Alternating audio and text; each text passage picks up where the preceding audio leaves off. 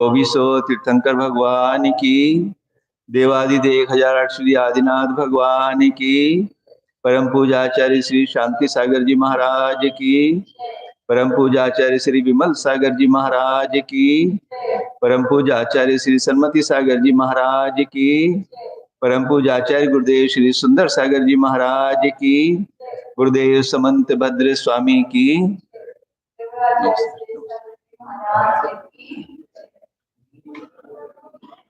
भव्य आत्माओं, आत्मानुशासन ग्रंथ है आचार्य गुणभद्र देव स्वामी विरचित।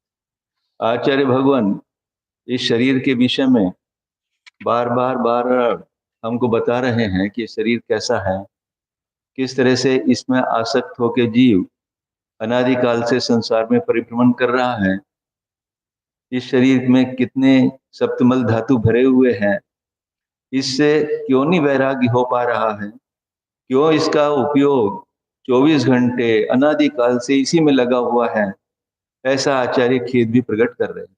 99 नंबर का श्लोक है, पढ़ते हैं।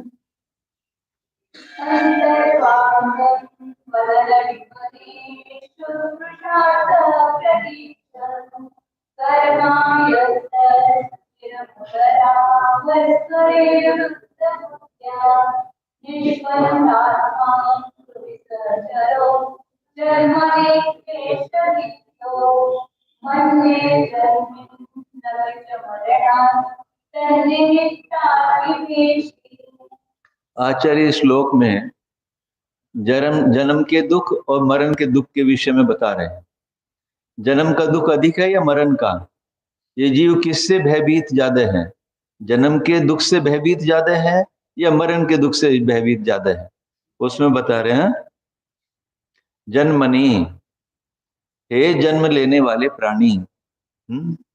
हम सबकी बात है, सबने जन्म लिया है ना। तो जन्मनि, हे जन्म लेने वाले प्राणी, कर्मायत्तः, कर्म के वश हुआ, कर्म के वशीभूत हुआ। ये जीव अनादिकाल से कर्म के वशीभूत हुआ है, कर्म की परतंत्रता इसने स्वीकार कर रखी है। अभी भी बराबर कर्म कर रहा है ना, कर्मों का उपार्जन कर रहा है, कर्म के वश हुआ है, कर्म से पराधीन हुआ है और अभी भी वही कर रहा है।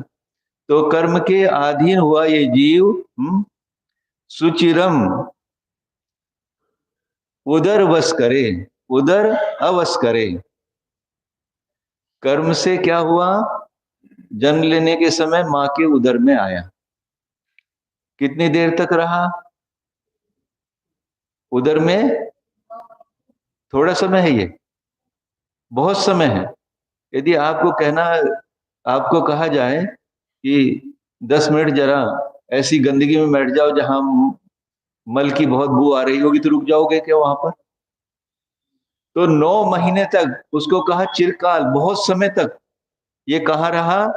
उदर में, माँ के उदर में रहा। कैसा उदर है वो? अवश करे, संडास, विष्टा का गृह, ऐसा उदर के कहा है, क्योंकि सप्तमल धातु भरी हुई हो। यदि आप इसकी सब क्वांटिटी है, ये शरीर में कितना रक्त है, कितना मांस है, कितना मज्जा है, कितना विष्टा है, कितना मूत्र है, इस सब की है। तो पेट के अंदर कितना मल होगा? कितना है? 25 किलो, 35 किलो। एक स्वस्थ शरीर में इतना मल है। हाँ, 25 या 35 किलो, इतना स्वस्थ शरीर के अंदर एक इतना विष्टा होती है। उस विष्टा में, उदर में ये जीव कितने साल तक, कितने महीने तक रहा? 9 महीने तक इसने वो वेदना सही है।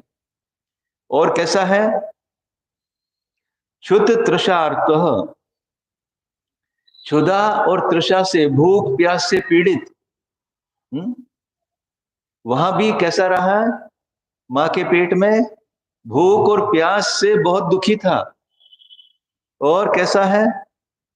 और भूख प्यास से वृद्ध ग्रद्धा, वृद्ध ग्रद्ध्या, उसकी जो ग्रद्धी आसक्ति नहीं, भूख के कारण उसे बहुत ही पीड़ा हो रही थी। तो क्या कर रहा था ये? वदन विवरे, खुले हुए मुंह से, मुंह खोलकर, अंतर्वांतम, मां ने जो खाया,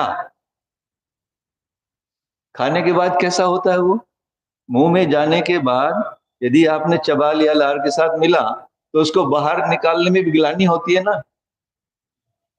तो मां ने खूब अच्छी तरह से चबा के जो लार सहित मिला के भोजन अंदर गया, ऐसा वो गंदा भोजन या घृणित, उसकी भी खुले मुख से प्रतीक्षा करता रहा, कब मां खाए तो मुझे भी कुछ मिले। ऐसी दुर्दशा इस जीव की वहां पर गर्भ अवस्था में थी।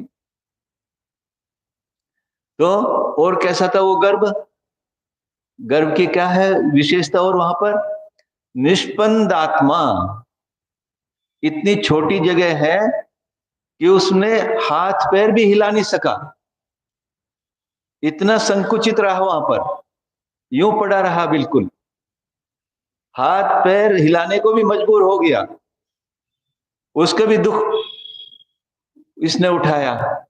और कैसा था वहां पर, कृमि सहचर, वो स्थान अनेक प्रकार के कीड़ों से भरी हुई है।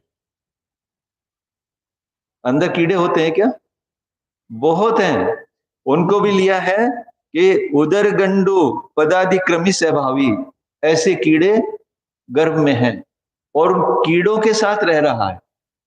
आपको कहना, कह दें कि थोड़ी देर कीड़ों के साथ रह लो,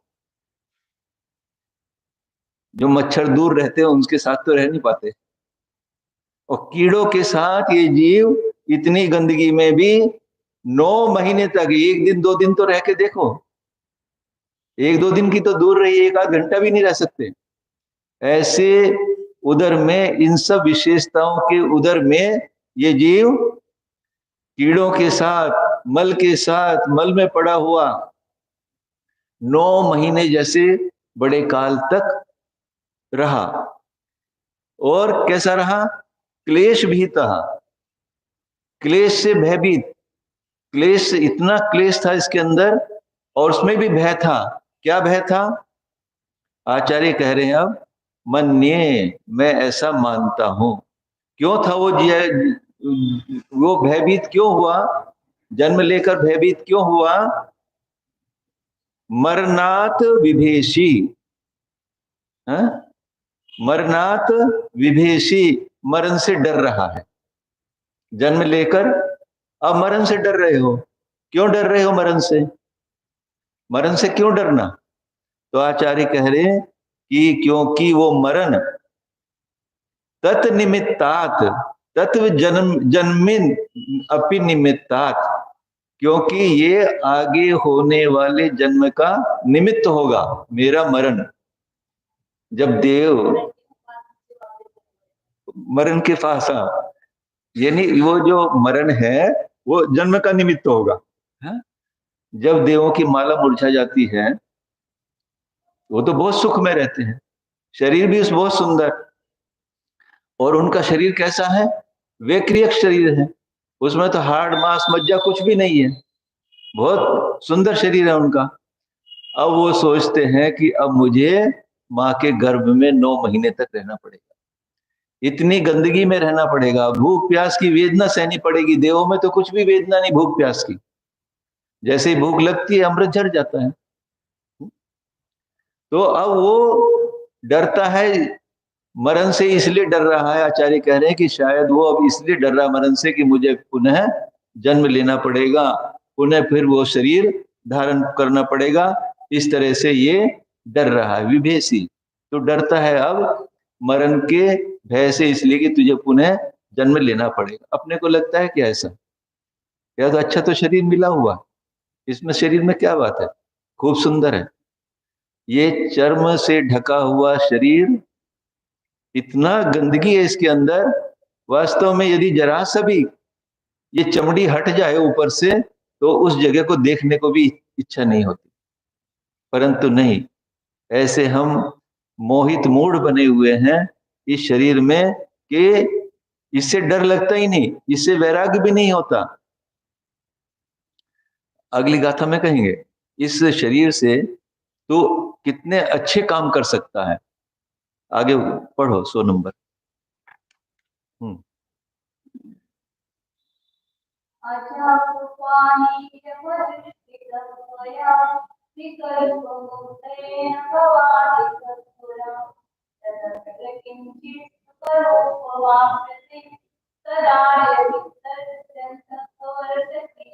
हाँ, भवादितः पुरा, इस भव से, भवात इतः पुरा, इस भव से पहले भव में।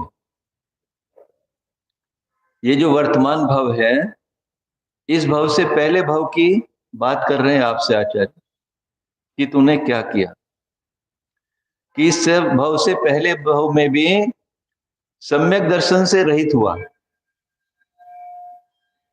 यदि ये माने कि सम्यक दर्शन था, तो मरण के समय सम्यक दर्शन जरूर छूटा हमारा, या नहीं छूटा होगा? सम्यक दर्शन अवश्य छूटा। मिथ्यात्व में आए, यदि सम्यक दर्शन नहीं छूटता तो पंचम काल में जन्म नहीं लेना पड़ता इस भरत क्षेत्र में। तो हम इस भव से पहले भव में विकल्प मुग्धे न, तेरे द्वारा त्वया क्या किया गया, विकल्प मुग्धे न, हेय और उपादेय के विवेक से शून्य हुआ। मुझे क्या करना चाहिए, क्या नहीं करना चाहिए, आत्मा का कल्याण किसमें है, सम्यक दर्शन प्राप्त करके, सम्यक ज्ञान प्राप्त करके मुझे चारित्र पर आरूढ़ होकर आत्मा का कल्याण करना चाहिए। इस विवेक से रहित होकर, शून्य होकर, अजा कृपाणीयम अनुष्ठितम, इसकी कहानी बताई थी अभी। अजा कृपाणीय, बकरे और कृपान बताया था ना 3-4 दिन पहले। अभी बकरे को मारने के लिए कसाई जा रहा था, परंतु उसको कृपान नहीं मिल रही थी, तो बकरे ने जमीन खोदी अपने पैर से, तो वहां कृपान दिखाई दे गई। कृपान निकाल के कसाई ने उसको मार दिया। तो अपने मरण का कारण कौन हुआ? बकरा स्वयं हुआ ना। तो वर्तमान में हमारी ऐसी स्थिति हो रही है अजा कृपाण जैसी, कि हम स्वयं बाह्य परिग्रह आदि को इकट्ठा करने में लगे हुए हैं, और बाह्य परिग्रह ही हमारे विभाव रूप परिणामों का कारण है। तभी तो परिग्रह को छोड़ने के लिए कहा है। परिग्रह को छोड़ोगे तो आपके बहुत सारे विकल्प खत्म हो जाएंगे।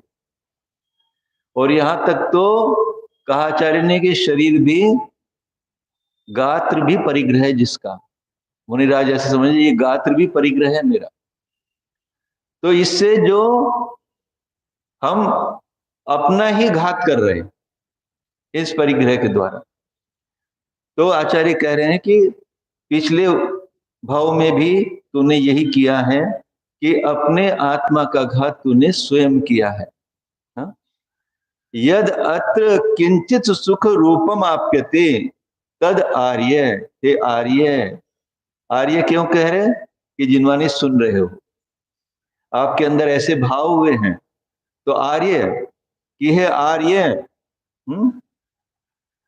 यद अत्र, यदि वर्तमान में इस संसार में किंचित सुख रूपम आप्यते, यदि तुझे कुछ किंचित थोड़ा सा भी सुख प्राप्त हुआ है, या सुख तू मान रहा है, सुख तो नहीं है पर कुछ भी सुख तुझे प्राप्त हुआ है, विध्यंति कवर्तकीयम, तो सुख कैसा मिला है तुझे?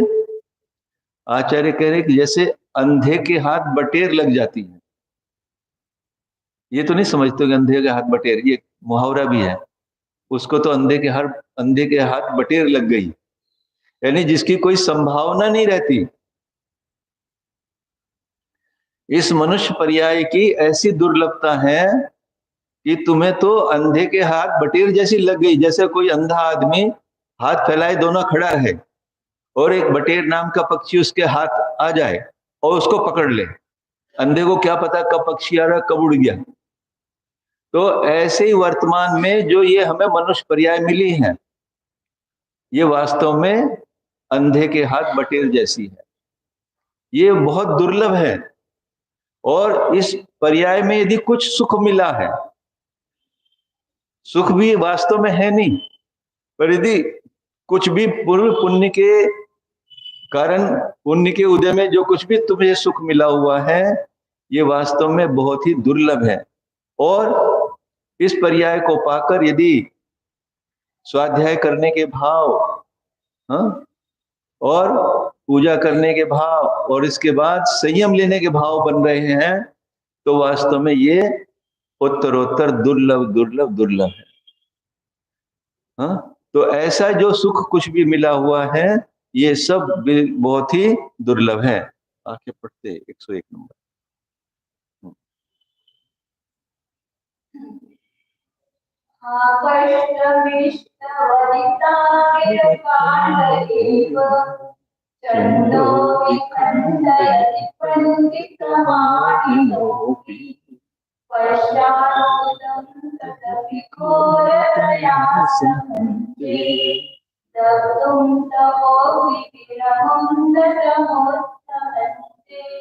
हाँ, आचार्य कह रहे हैं, हा कष्टम, खेद है। क्या खेद है? कि ये निंदनीय कार्य है। कैसा? कि इष्ट वनिता भी ही, इष्ट स्त्रियों के द्वारा पंडित माननो अपि, जो अपने को पंडित मानते हैं, बुद्धिमान मानते हैं, विद्वान मानते हैं, ऐसा वो चंड, काम रूपी, कामदेव रूपी, कामदेव विखंडयति, असमय अकांड, यानी बिना समय के ही किसी भी समय विखंडयति, खंडित कर देता है। यानी विद्वानों से विद्वानों को भी ये काम की ऐसी महिमा है कि किसी को भी किसी भी समय अपने ब्रह्मचर्य से चलित कर देता है। पुराणों में भी कितनी कथाएं आती हैं। ये कितना प्रचंड है कामदेव कि ये अच्छे अच्छों को भी अपने आवेश में ले लेता है, अपने उनको अपने व्रतों से चलित कर देता है। पश्य अद्भुतम, देखो कैसा आश्चर्य है। तदपि घोरतया सहन्ते, कामदेव ने व्रतों को खंडित कर दिया, उसको भी सहन कर लेते हैं ये। कोई आदमी कहे आपको कि हम तुम्हें मारेंगे, इतना कहना ही आपको सहन नहीं होता, पर काम विकार ऐसा खंडित कर रहा है, उसको आप सहन कर रहे हो। इसके विपरीत क्या कर सकते हो? दग्धुम तपोग्नि भी अमुम न समुत्सहन्ते, यदि आप चाहो तो इस काम को तप रूपी अग्नि से, तप की अग्नि से यदि अपने इस जीवन को तप में लगा दो, तो काम की इतनी शक्ति नहीं है कि आपको खंडित कर ही दे। पढ़ते हैं ना महावीर अष्टक में कि हे महावीर भगवान, आपने कुमार अवस्था में ही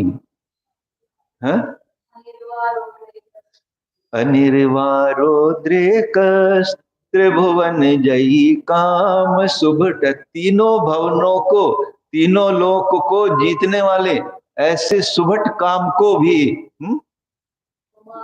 कुमार अवस्था यामपि, आपने कुमार अवस्था में ही, कुमार अवस्था क्यों लिया?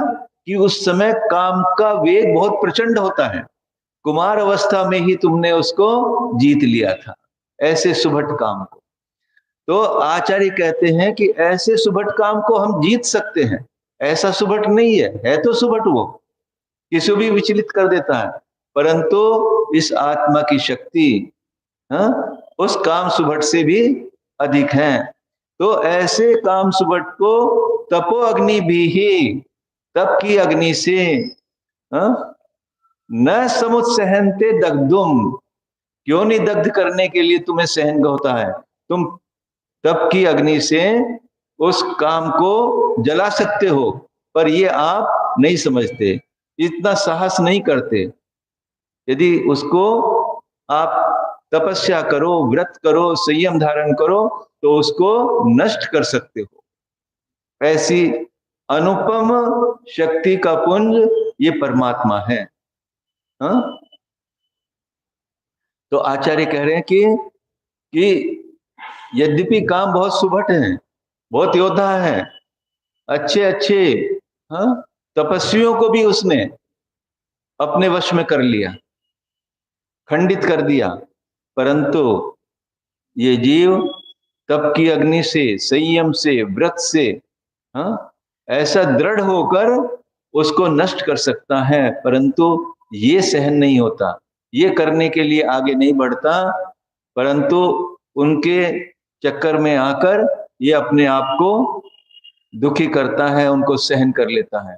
तो आचार्य कहते हैं ये करने योग्य नहीं है, आपको तो तप संयम रूप धारण करके उसको नष्ट करना ही योग्य है। ये मोह, राग, द्वेष, ये सब इसके कारण हैं। यदि हम बाह्य वस्तुओं से अपने को राग को हटाएंगे, जितने भी हमको फॉर्मूले दिए आचार्यों ने, जो हमारे 5 व्रत हैं उनको अनुरूप धारण करके या महाव्रत रूप धारण करके यदि हम अपने अंदर उनको स्थिर करेंगे, तो ये कुछ बाह्य विकार भी हमको नहीं चलित कर पाएंगे, परंतु हम अनादि काल के संस्कारों के कारण, क्योंकि इनसे ही हमारा परिचय है, व्रत संयम शील आदि से हमारा परिचय नहीं है। किसी भी पर्याय में गए हम, 1 इंद्रिय, 2 इंद्रिय, 3 इंद्रिय, 4 इंद्रिय, असंगी, सब पर्यायों में चारों संज्ञाएं, आहार, भय, मैथुन, परिग्रह, ये सब जीव के साथ रही है। अब 1 इंद्रिय पर्याय में भी मैथुन संज्ञा है क्या? उनमें भी है, उनमें भी बहुत ज्वाला है इसकी। नपुंसक वेद की सबसे ज्यादा काम की ज्वाला होती है, भट्टी की अग्नि के समान नपुंसक वेद की अग्नि बताई है, उसमें काम इतना तीव्र होता है। तो किसी भी पर्याय में गए ये चारों संज्ञाएं हमारे साथ में रही, किसी भी, चाहे देव पर्याय में हो, नरक में हो, त्रियंच पर्याय में हो, और मनुष्य में भी जब तक वो महाव्रती नहीं बनता। और एक आहार संज्ञा फिर 7वें गुण स्थान से कम होती है, पहली संज्ञा, उससे पहले चारों संज्ञा इस जीव को रही। तो इस जीव ने इन संज्ञाओं के चक्कर में, यानी अनुव्रत और महाव्रत नहीं धारण करने के भाव हुए और इन्हीं में लगा रहा, क्योंकि कभी भी कहीं देखो कि जैसे पिछले संस्कार हमारे बने हुए हैं, उन संस्कारों में जो चिर परिचित है उन्हीं में हमारा ये मन लग जाता है। बच्चा भी जैसे पैदा होता है वैसे माँ का दूध पीने लगता है, कौन सिखाता है उसको वहां पर? क्योंकि आहार संज्ञा है उसको, उस संज्ञा ने तुरंत उसको बता दिया कि ऐसे शक करना, ऐसे दूध पीना है। तो इस जीव को ये चारों संज्ञाएं चिरकाल से, जब से ये है तब से इसको संज्ञाएं लगी हुई हैं और उन्हीं में ये लिप्त रहे। कब इसको छोड़ोगे? कब अपने स्वभाव की सुध आएगी? कब इनसे विजय प्राप्त करोगे? कभी तो करोगे ना, उसके बिना तो इस जीव को सुख मिल नहीं सकता। इन संज्ञाओं में सुख भी नहीं है, दुख रूप ही है चारों संज्ञाएं हैं, परंतु अनादिकाल के संस्कारों के कारण हम उन्हीं में लगे हुए हैं। अब तो चेतो, अब तो अपने अंदर भेद विज्ञान करो कि क्या मेरे करने योग्य है, क्या करने योग्य नहीं है, किसमें मेरा हित है, किसमें अहित है। प्रत्येक कार्य को तो करते हो आप, सांसारिक कार्य को, जहां हमारा मुनाफा होता है वो काम करते हैं, जहां हमको ऐसा लगता है कि हम मुनाफा नहीं है वो काम हम देखते भी नहीं, उधर जाते भी नहीं। पर सांसारिक कार्यों में तो ये भेद विज्ञान करते हो आप, आत्मा के कार्य में भी तो भेद विज्ञान करो कि इन बाह्य विषय कषायों से मेरा भला 3 काल में भी नहीं हो सकता। तो इनको धीरे धीरे धीरे धीरे कम करके अपनी आसक्ति वहां से हम अपनी आत्मा के कल्याण में लग सकते हैं। परंतु आचार्य इतना उपदेश देने के बाद, इतना आपको पूरा अंदर का अक्ष दिखाकर, अंदर का नकाशा दिखाकर भी आपको समझा रहे हैं कि इस तरह इतने काल तक तू कहां पड़ा रहा, फिर भी तुझे अभी समझ में नहीं आ रहा, और फिर वहीं जाने के लिए तैयारी कर रहा है, फिर उसी शरीर में जाएगा। हाँ, तो उस शरीर में ना जाना पड़े, अब तो डरो, अब तो इस आत्मा के कल्याण में लगो, अब तो इस आत्मा को इस शरीर से अलग करने का उद्यम करो। आचार्य भगवान इतना संदेश दे रहे हैं। बाकी आपकी मर्जी है, आपको करना हो तो करो, नहीं तो नहीं। संसार में रहने के लिए कोई नहीं रोकेगा आपको, संसार से आप चले जाओ ऐसा कोई नहीं कहेगा। यदि आपकी संसार के दुखों से छूटने की इच्छा है तो अभी इसी पर्याय में व्रतों को धारण करके इस आत्मा के कल्याण में लगना चाहिए। बोले आचार्य गुरुदेव सुंदर सागर जी महाराज की।